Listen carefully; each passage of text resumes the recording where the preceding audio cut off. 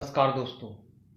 आज हम बात करते हैं उस गरीब मुल्क की जहां पर कभी लोग रोटी के लिए तरसते थे और वह अंग्रेज़ों का गुलाम था, लेकिन 2022 फीफा वर्ल्ड कप की आज वह मेज़बानी कर रहा है। आइए जानते हैं वीडियो में कि उसने ये सब कैसे हासिल किया। Right on it, it's gone through. Germany score! Mistake in defence here, could let cross in. A chance in a second for Germany. Jose Rizzo, they're in trouble now. Germany 7.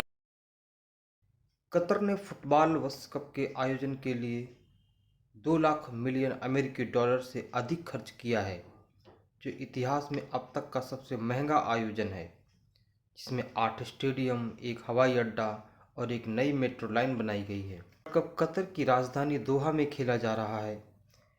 इस छोटे से खाड़ी देश में एक शताब्दी पहले तक 1200 वर्ग किलोमीटर में फैला कतर व्यवहारिक रूप से बनावट के अनुकूल नहीं था। यहाँ पर अधिकतर संख्या मछुआरों और मोती चुनने वालों की थी, जो कि खानाबदोश थे और अरब देशों में घूम घूम कर अपना जीवन यापन करते थे। साल 1930 से 40 के दौर में भयावह आर्थिक संकट आया। तब वहाँ जापानी लोगों ने पहुंचकर मोती की खेती करना शुरू किया, जिसके चलते कतर की अर्थव्यवस्था चरमरा गई। उसी समय कतर में 30% से अधिक तक लोगों ने पलायन कर दिया। एक रिपोर्ट के मुताबिक एक समय वहाँ की आबादी मात्र 24,000 तक बची थी।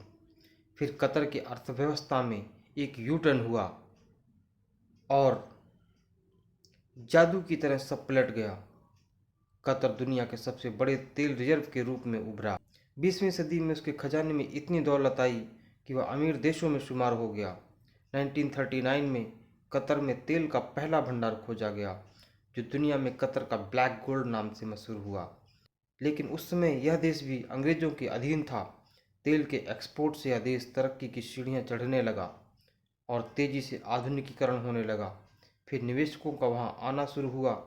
1950 में कतर की आबादी 25,000 से भी कम थी, जो 70 के दशक में 1 लाख तक पहुँच गई। जो देश कभी मछुआरों के लिए जाना जाता था, वहाँ की जीडीपी 1970 में 300 मिलियन डॉलर से अधिक हो गई। एक साल बाद ब्रिटिश शासन का अंत हुआ और कतर एक स्वतंत्र देश बन गया। 1971 में कतर के इंजीनियर्स ने नॉर्थ फील्ड में विशाल प्राकृतिक गैस की खोज की। 14 साल बाद पता चला कि यह धरती का सबसे बड़ा प्राकृतिक गैस का भंडार है। इसका एरिया लगभग 6,000 वर्ग किलोमीटर है। साल 2003 से 2004 में कतर की जीडीपी 3.7% से बढ़कर 19.2% हो गई। 2 साल बाद ही 2006 में 26.2% हो गई। कतर में जीडीपी प्रति व्यक्ति 2021 में 61,276 अमेरिकी डॉलर थी।